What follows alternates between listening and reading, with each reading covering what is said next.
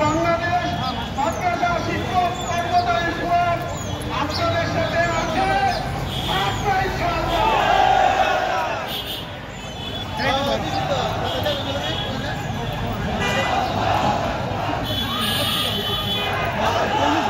বৈষম্যের শিকার হয়ে আছেন, এই বৈষম্যটাকে দূর করতে হবে তাদের।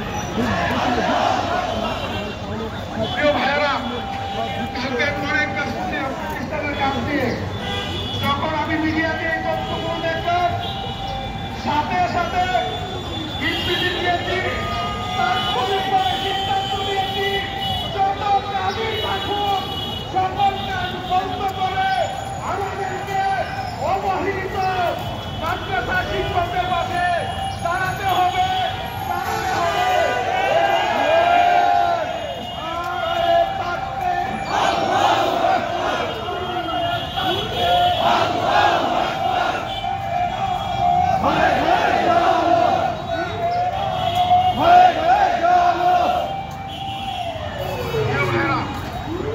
আমরা আজকে আপনাদের সাথে একাত্মতা ঘোষণা করার জন্য এসেছি।